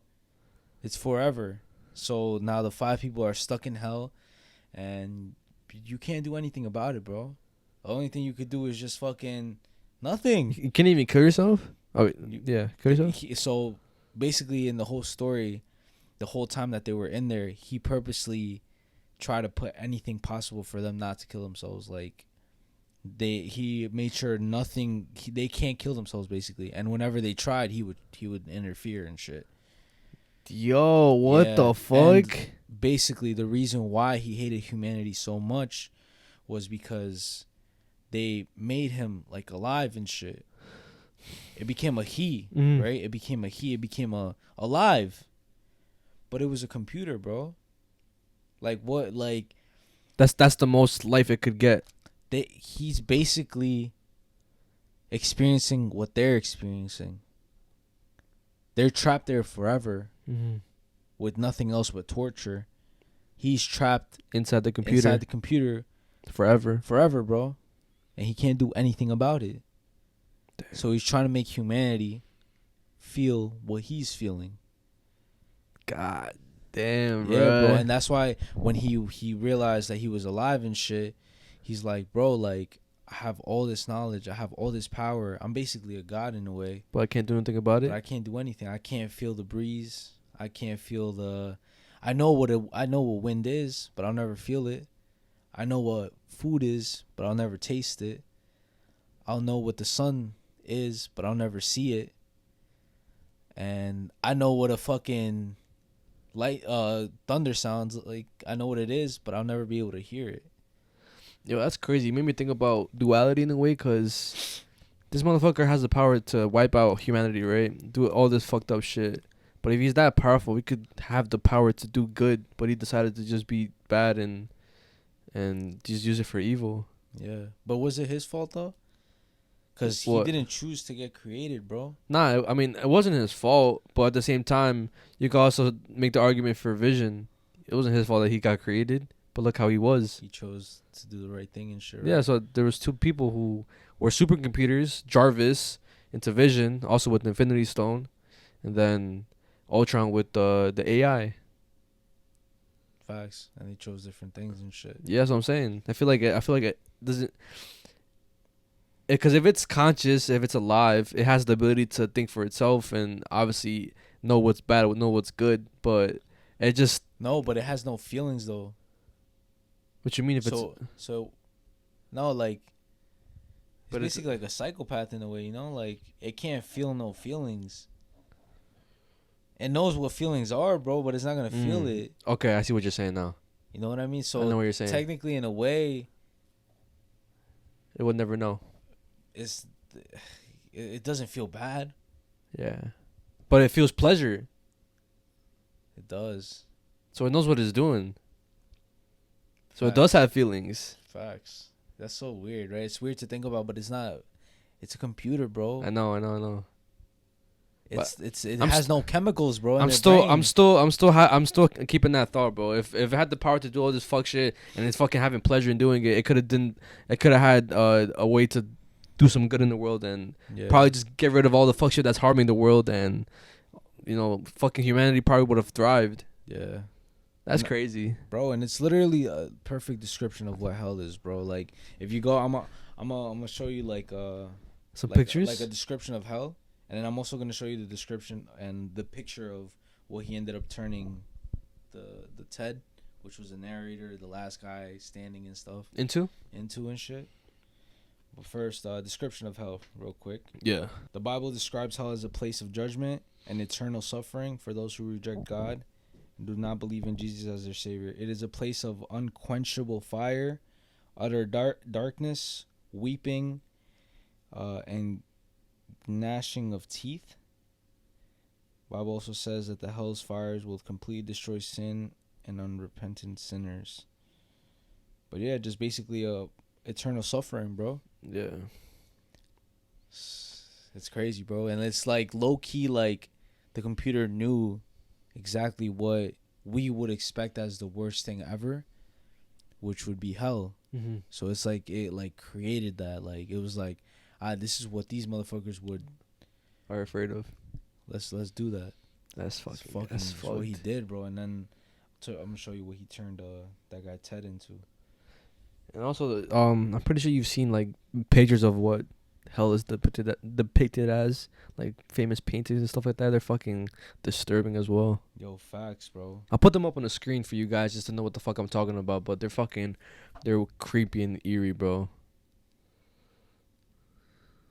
So this is what he ended up turning him into. Damn.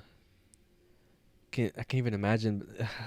Fuck, yeah, bro. The way he describes it, he's like what I've turned into, because he says that whenever he like moves, he leaves like a slime trail, and there's shiny metal all over me, so I can see my reflection, and my brain can't comprehend how my body now was created from a human. Like it's so fucking disgusting and like fucking abnormal and shit that he can't believe that that's him. And also he like completely lost track of time, that he doesn't even know if it's been 100 years, months, or days. He's in there forever. Oh my gosh. The reason why I like that shit so much is because like I just love the idea of like, I think it's cosmic horror. Yeah. I'm not sure if it's cosmic horror or what type of horror it is, but that's horror and shit. Mm-hmm. It's a type of horror. Yeah, because like I said, bro, imagine us being in that situation, bro. Constant suffering with no way out, no hope no more, bro. You're done. Yeah. Forever, bro. You can't even imagine. Like sometimes we feel like, oh fuck, a minute is forever, you know? But this is like forever, bro. Yeah. And it'll definitely feel like forever.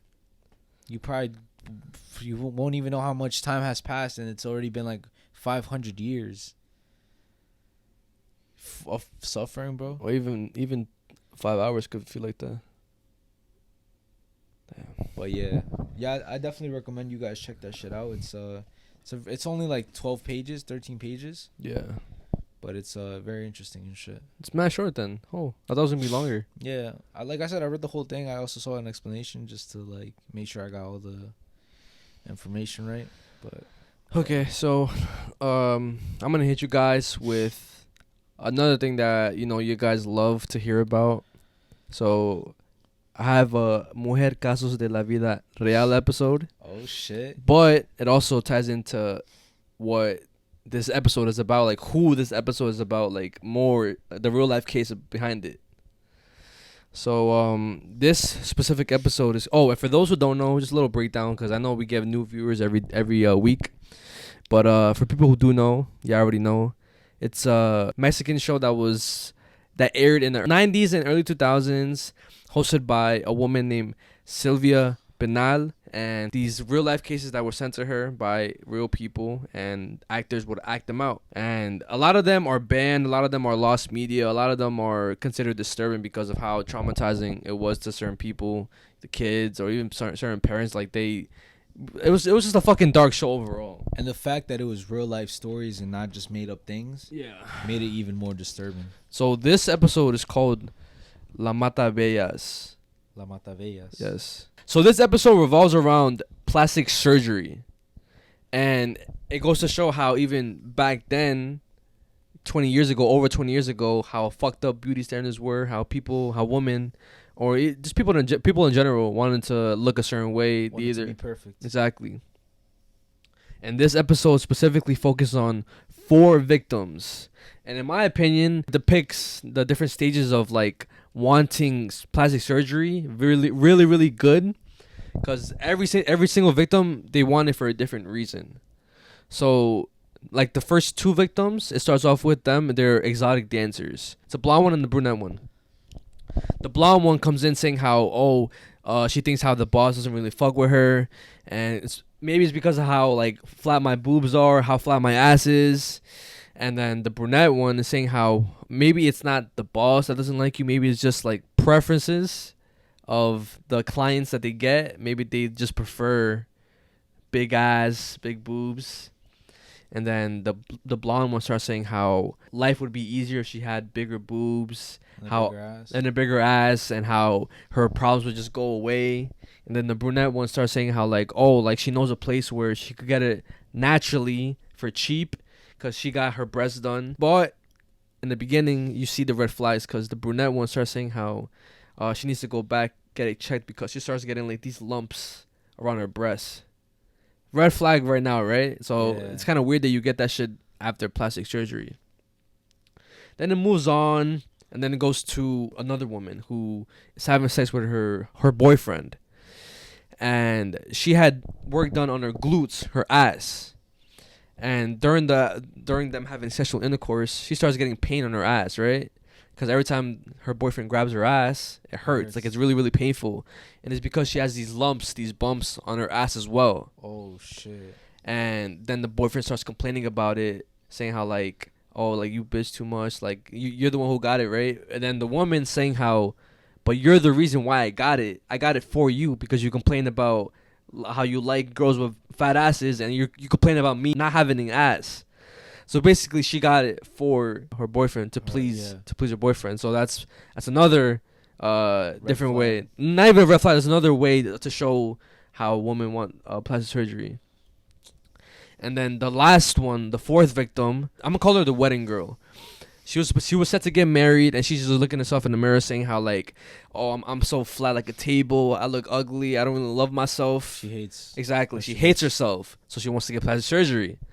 And then her mom starts saying how like, you look fine. Your fiance loves you for you the way you look. There's no need to change yourself.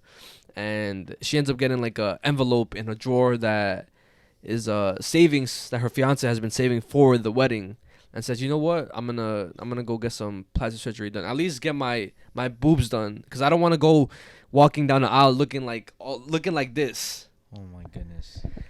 So it shows all of them, right? All their suffering. And then mid-episode, it goes into the mastermind behind all this, which is the plastic surgeon. Yes, which is a woman.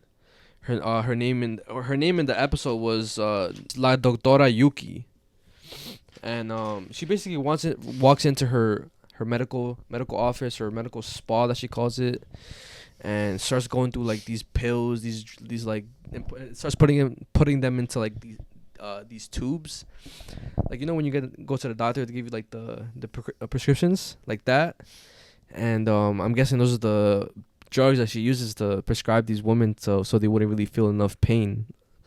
But it shows her doing that, and then the woman with like the glue problems, she walks in saying how like basically explaining her problems. She ends up convincing the doctor to check her. The doctor ends up basically popping those bumps from her ass, and you could clearly see in the episode how painful it looks by how like the woman is screaming. She ends up popping them, and then basically gaslights the victim, saying how, oh, the only reason why this is happening is because you're eating like grasa, like bad food. You're not taking care of yourself. And then as the episode continues, you just see how much victims this fucking lady has. She has OD fucking patience. Damn. And eventually the brunette from the beginning, the exotic dancer, ends up going to a doctor to get herself checked out, because like she obviously thinks it's fucking weird. Like, this is not fucking normal, because the doctor's saying how, oh, nah, it's normal. These fucking injections that you guys are getting are not, causing you guys any harm. Yeah. And this is the point where everything starts to unravel. So she ends up going to the doctor, an actual doctor, where they break it down and they tell her that the reason why she was getting those bumps was because she was injected with silicone polymer, which is obviously life-threatening. And then the woman with the glutes, the doctor tells her that she has tumors on her ass. And that basically the bitch has been injecting industrial oil in her ass, basically car oil in her ass, and that's the reason why she's been having these pains in her ass. And then the wedding girl, she ends up getting hospitalized. So everything basically just ends up falling, like falling through. And the woman, the doctor who's posing as a fucking surgeon, gets arrested, and it all comes to light that she's been injecting all of these women with like random things she could find, no matter what it is, bro. And she tries to gaslight the cop, saying how like the reason why this happened is because God's punishing these girls for not loving themselves. And then the episode just ends with the woman, the victims, just protesting. And obviously the woman does get arrested. You know what this reminds me of and shit? What? Have you ever seen this guy? He was from India. And like basically it's a lot of people like him though. Okay. But I think this guy passed away. But some Brazilian bodybuilder, quote unquote bodybuilder, he was a TikTok star as well, Valdir Zagato. How does he look? AKA Brazilian Hulk. He looked like this. Oh, I remember seeing this motherfucker. Yeah. So yeah. Oh my God. Yeah. So basically, what he was doing and stuff is that he was basically filling up his muscles with the silicone and shit. And obviously, like, all that shit, I'm pretty sure it was silicone or oil, something like that. But he was basically putting a bunch of that shit, injecting a bunch of that shit in his muscles and stuff. And it actually caused him to pass away. He died in July 26, 2022. So 2 years ago, he actually passed away. Damn, I mean, because of that shit, bro. Obviously, bro, if you're injecting all that stuff, obviously it's going to fucking do damage to your fucking body, bro. Bro, it's literally like your body's gonna reject that shit. You're poisoning yourself. Yeah, exactly. Like on some X-Men type shit with poisoning. But anyways, so what this episode is about is the real La Matabellas. Wait, so that shit was like, yes, bro, yes, bro. This shit's fucked. I'm not even saying this to be on some like scripted shit, but this deadass just goes to show that show was deadass. Yes, you know what I mean. So the real life woman that did this, her name was Miriam Yukie Gaona Padilla. And she was a woman who posed as a plastic surgeon in Guadalajara, Mexico. And obviously damaged the physical and mental appearance of a lot of fucking women. And just people in general, because she did both men and women. Yeah. I'm going to show you how she looks as well. Just so you get an idea of what the fuck I'm talking about. Oh, shit. And then I'll show you some interviews as well after, like, the fact that she got arrested and shit. I was gonna say, bro, this still goes on to this day, bro. Yeah, I know. Like, worldwide, bro. This, obviously people want to get cheaper surgery and shit. Like, plastic surgery is mad expensive here. They go to other countries, which is even more dangerous and stuff. Yeah. So this is how she looks. Oh no, she's botched. So she obviously herself has some plastic surgery done on herself. But a little reason why she looks like that is crazy as well. So before she looked like that, she looked completely different. No plastic surgery done. She was described as a beautiful woman, and she was really known for her Barbie figure, like her curvature figure. No, a lot of people described her as charismatic, cheerful, just a whole different person than what she was. Basically a beautiful woman. Yes. And the reason why she looked like that now was because, so back in the day, she was like a stripper, and she ended up getting involved with like dangerous people, and including her boyfriend, who was a drug trafficker. Oh shit. And one day, I guess on a deal gone wrong, her boyfriend and her walking normally, they end up getting like doused with like gasoline and basically lit on fire. Yo. Her boyfriend ended up dying, but she just got like really, really bad burns. But after that, she just disappeared. No one heard or saw her again. So a couple years later, she ends up coming back looking like that with like clear skin. Obviously, you could tell she got plastic surgery done. Fucking lip fillers. And then after that, she went off to go study some plastic surgery at a university to basically get some experience with plastic surgery. Yeah.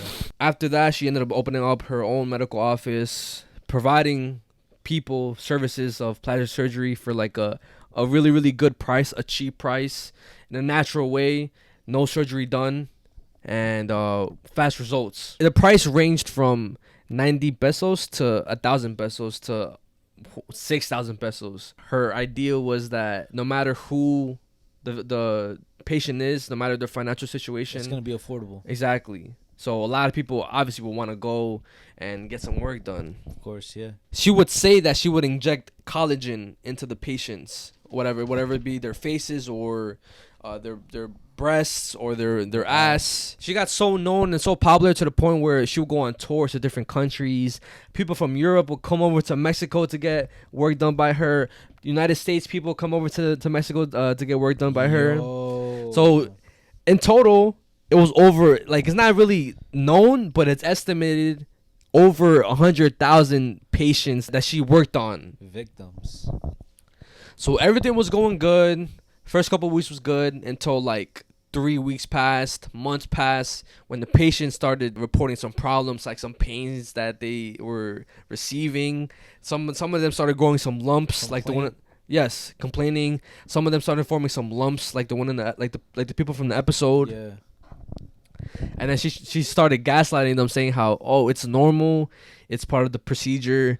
You're gonna get these lumps, but with like some pills, some creams, it's gonna go away. It's completely normal. I went through the same thing.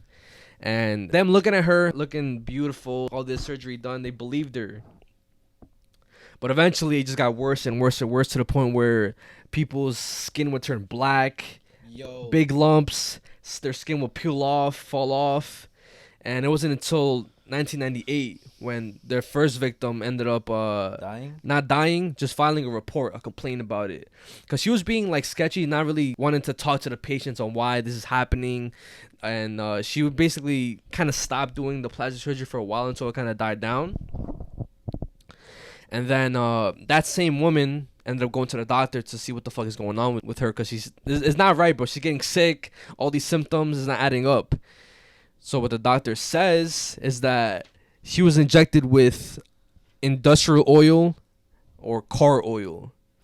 And then the other victims that came out against her, they ended up going to the doctors, and they ended up telling them that they got car oil injected into them, industrial oil, vegetable oil, baby oil, and just anything that you wouldn't really want inside your body. So all those patients basically got fucked with all these injections.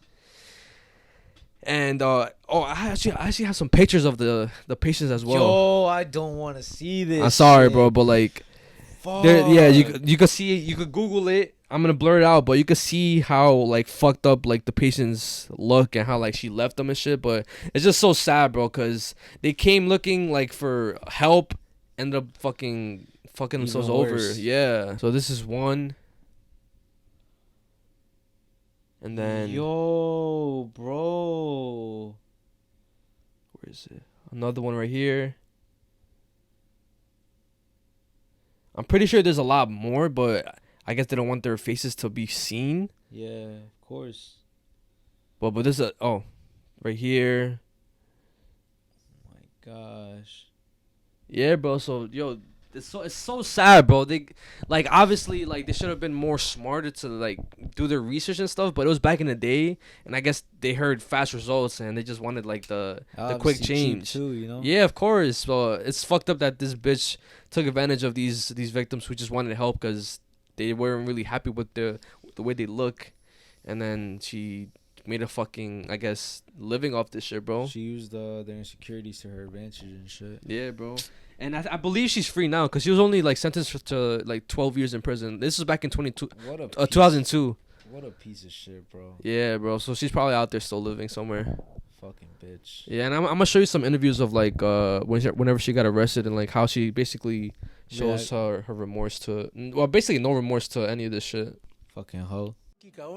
Aquella famosa Matabellas. Veamos el caso completo. A nadie, mucho menos obligar a alguien a entrar a un tratamiento. Y si hubiera víctimas, la primera sería yo. Denunciada por lesiones a título de culpa grave tras inyectar químicos a personas que buscaban embellecerse. También estoy infiltrada y aquí estoy viva. ¿Qué fue lo que te infiltraron? El mismo producto. ¿Qué era? No sé decirle. Porque no me dejé extorsionar. Más víctima soy yo. Creo que no hay más víctima que yo. Yo también soy mujer. Soy madre. But yeah, basically she's just saying how trying to gaslight them, saying how oh, I use the same products. It worked on me, so I don't know why there's a problem. Yeah, she said that in I think that interview. Yeah. That shit's fucking. Yeah, and bro. it wasn't just a few, bro. You said 100,000, maybe. And that's estimated. Yeah, that's estimated. That's crazy. Could have even been more. Yeah, because she went on tours. People came from different countries just to see her. So you could imagine how much people fucking got fucked, bro. Yeah, fucked up their face, their health, everything, bro. And also another crazy thing that I forgot to mention on the podcast. So yes, this is editor Mezziah dropping in. So Silvia Pinal, the host of Mujer Casos de la Vida Real, she had a daughter named Alejandra Guzman. And if you're obviously Mexican, that name sounds very, very familiar. But if you're not familiar with that name, she's another Mexican icon who is a musician, singer, actor. She's won many, many awards. She's a big deal. But basically, back in 2009, Alejandra had gotten plastic surgery done on her ass, specifically injections, which led to her being hospitalized from the injections, and she could have lost her life. And it's just so ironic that this episode of La Matabellas came out in 2002, 7 years before Alejandra had that incident. So what I'm gonna talk about now is something called Nahuales. Ooh, okay. Or a Nahual. And basically it comes from Aztecs, right? So what it basically is it's associated with shamans and curanderos. And basically it's people who have, they use magic and have a strong, gift or a don. Mm-hmm. They could transform into their totem animal. So wherever it is, whether it be a jaguar, a bear, a wolf, whatever their totem animal is, you know what a totem is, right? Yeah. Their spirit animal in a way, right? And they gain the characteristics of that animal and shit. They don't fully transform into it, but they get the same characteristics as that animal, right? Unlike the skinwalker that obviously everybody talks about, it's more Native American. This is Aztec. That's Native American. For the skinwalkers and stuff, they have to basically kill an animal and they transform into it. They take that animal's skin. Oh, okay. Obviously, a lot of people believe different things, or they do different things. Some people act like guides, just basically good in a way. They don't really bother anybody. They just have those abilities and that gift. And other obviously use it for evil. You hear a lot of stories about different Nahuales and pueblos and shit who basically stalk pretty women and beautiful women and shit. They kidnap them, take them to a random ass valley, and then the next morning they find them fucking dead, essayed and dead and shit. You know what I mean? In a random ass field. So I actually have a story, right? That involves a Nahual or what they say is like a big black dog, right? Fuck. Because usually when in Mexico and stuff, they say that if you ever see in the middle of the night, because they come out in the night, usually in the nighttime, because everything changes at night. Like I was watching an interview with some guy who's an expert in like shit like this, and he says how like the energy shifts at night and stuff, you know. So the sun is not there no more. The moon is fucking probably beaming. It's like, you know, it's like the witch's hour basically, right? Yeah. Or the warlocks, whatever, the shamans and shit. So the evil ones, the evil Nahuales, basically my story, right? Going into my story. So my mom, right? She told me that in Mexico she had a cousin, right? Well, at the time, I think her cousin told her this story, but her mom is the one, which was her aunt, when her daughter was younger and shit, right?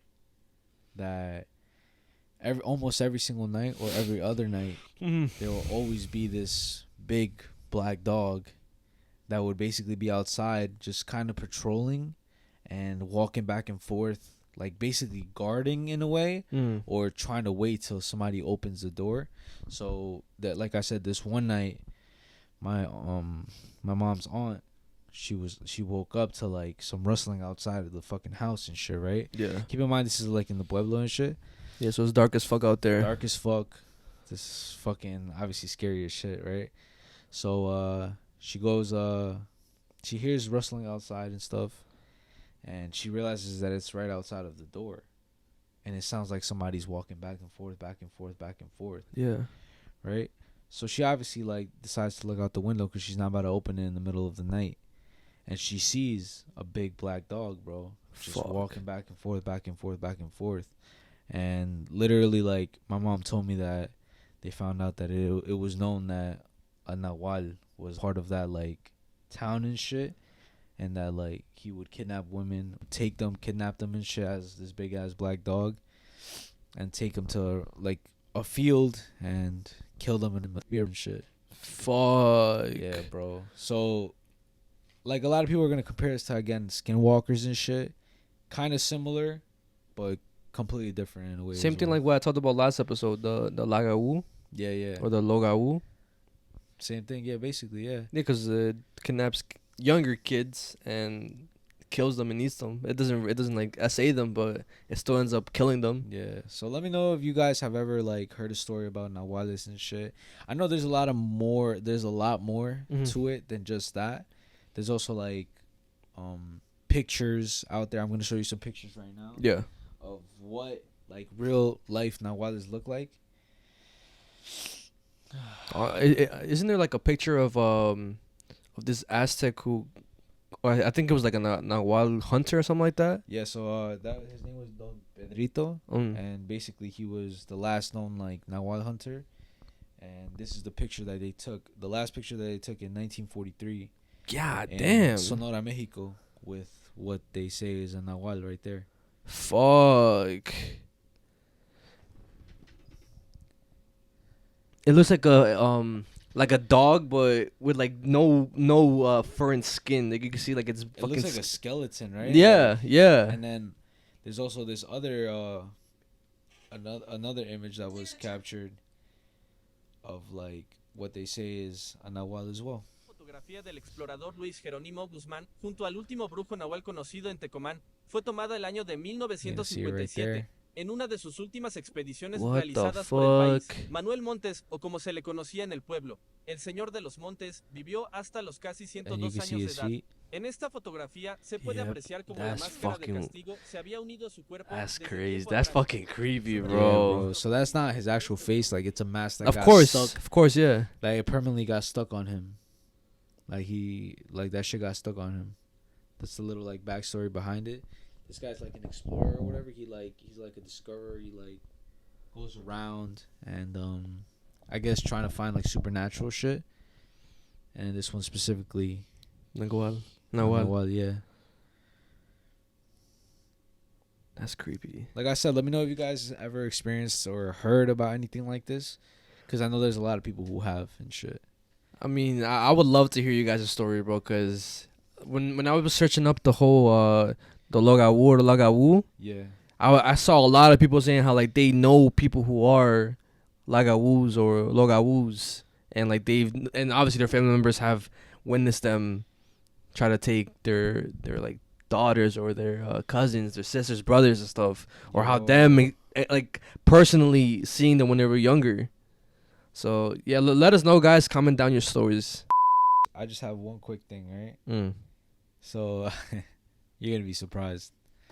So it's a Mandela effect. It's a Mandela effect? I have a Mandela effect. Okay. So you know the ice cream truck obviously has those little popsicles with the different characters. Yeah. So which characters do you remember? Spider-Man, SpongeBob, Dora. Do you remember like the Boots popsicle? There's a Boots popsicle? I don't remember a Boots popsicle. You don't remember the Boots popsicle? It's only because I've never like got the Boots popsicle. I just usually just get the SpongeBob one or the Spider-Man one. Yeah, so that's basically the whole Mandela effect. So apparently there was never any Boots popsicle ever. It was only strictly Spider-Man, SpongeBob, and Dora. Oh, right. So there was only those three then. Yeah, but a lot of different people. I remember there being a Boots popsicle, bro. Really? Yeah, because I remember it being right next to the Dora one.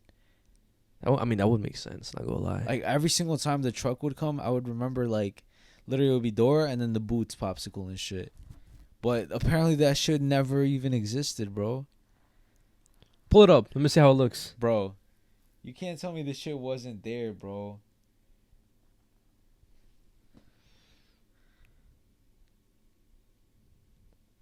What the fuck? You can't tell me that shit wasn't there, bro. But apparently that shit never existed, bro. That shit was never a real thing. Was there ever a Sonic one? Yeah, there was. Right? There's a Sonic one. Was there a Hulk? I think I remember seeing Hulk before. There's a Teenage Mutant Ninja Turtles, Powerpuff Girls. But no. There was no Boots? That's weird, but it wouldn't make sense though because of Dora. Exactly, bro. And like I said, a lot of people do remember there vividly being a Boots fucking popsicle on the fucking poster shits. Let me know if you guys remember the Boots popsicle or if we're just tripping and shit, saying yapping or something. Yeah. But let me know what you guys think and shit. Because I remember the Boots popsicle being there, but apparently it's a fucking Mandela effect now. I mean, I don't remember it, but yeah, let us know, guys. That being said, guys, that does conclude episode 110. Sorry if it's a little short, guys. My apologies for not having enough topics. Since we are still working on the merch, it's kind of hard to work on the merch, write topics, edit clips, and all that stuff. So I feel like next week I'll definitely have. You had enough topics, bro. Oh, you think so? Yeah, you always have two scary topics. Oh, I'm just saying, like I feel like they deserve a little bit more sometimes, but I mean, bro, this is every week. What do you mean? I'm just saying, you know. I feel like I could have bought like at least one more thing. I don't know, bro. Literally for the past fucking episodes, you've been bringing two fucking scary shits. No, I think last two it was 3 because it was 2 combined, and then no, last episode was 4. The Lagawu. But anyways, hope you guys enjoyed. But before we do end the podcast, we do have some Patreon shout outs, and also I have some supporter shout outs as well.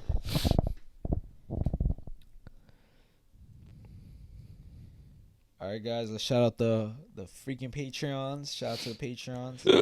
Chiquilina Lopez, Torta Pounder, Stephanie Perez, De La Comes Toda, Alexa Cardenas, Ali Guadalupe, Juan Pavaju, Aide Rivera, Yubi Rivera, Anaí, Álvaro Morales, a.k.a. El Ceviche, Stephanie, Eric Mendez, Ronaldo MD, Esquivela, Eli, FC Cruz 76, Angel Garcia, Elver Galarga, D'Amica Buqua, Elias Jr., Juan Medina, Jesus Chavez, Dragon 430, Isabel Arilen, Nalgas Gordas, Alex Manriquez, Jocelyn Harrison, Jin, Jose Aguilera, Jose Jaime Albavera, Abel Mendoza, Zia Zeus, Miguelito, Jennifer Montalongo, and that space guy. We fucking love you guys. Facts. And also, I have some supporter shout-outs as well. This one is a review that someone left on our Apple Podcasts. Your name is Myra Morales, official. But you said rated us 5 stars. So shout out to you for rating us 5 stars. Thank you for the rating. You said, been watching them for over a year now. And I'd just like to say that I love the authenticity of their podcast. They keep it real, entertaining, interesting, and are just so chill when they speak. I love you, Clown Boys. Keep it up. Unapologetically themselves. Hey, we said that shit today too. Yep. And then hold up, where's the other ones? All right, shout out to TX713 _ on YouTube. Truly love y'all podcast. Been subscribed for a couple months now, and every episode I've watched, y'all have taught me something new. It's like y'all reading my mind. Y'all be speaking facts, saying things I needed to hear. Even if y'all ain't trying to be motivational, y'all opinions be real. The only podcast I can watch for real. Shout out to you, bro. That's so much love, bro. I swear. Shout out to Naomi Cabrera 4718. You said sick content, guys. This stuff sick content, guys. This is stuff that I'm into. Y'all make it kind of nostalgic. Best one I've seen yet. I've never seen the Eugenio shit. That was crazy. Looks legit fucked up, not staged. Keep up the great work. Appreciate you, bro. Thank you so much. Shout out to Nacreo 5485. Low cap. I love the normal regular segment. Gotta restart the fucking shit. But no cap. I love the normal regular segment. It's just so original, and it's like having convo with the homies. Crazy how motherfuckers really be skipping this to the scary part. I fuck with both, but y'all should maybe make an episode where it's just pure regular, saying random funny shit, hot takes, ask each other what would y'all do in hypothetical scenarios, etc. I fuck with both though, and then gives us a case we should talk about. But shout out to you for fucking with the regular segment. Facts, bro. That's valid. That's true love, bro. Because I mean, obviously, we call it y'all favorite segment for a reason. Because it is y'all favorite segment. The whole like scary, disturbing, whatever you want to call it, y'all favorite segment and shit. Yeah. But I know there's a lot of you, not just a few of you. I feel like a lot of you also come for the regular segment, regular stuff. Just us yapping, just talking about random shit. And I've seen multiple comments like saying like, "Yo, I love the regular segment. It feels like y'all the bros, like no corny shit." Like, well, that is the point of the podcast. That's what we made it for. So I'm glad that a lot of you are finally realizing it. Yeah. Shout out to 5 stars with 2 S's and number 1 at the end. I don't know if it's just me, but that alarm triggers me every time. Trust me, it triggers me as well. You're probably not the only one. Shout out to KillerKen444. Anyone else's favorite segment, the regular section, y'all funny as fuck.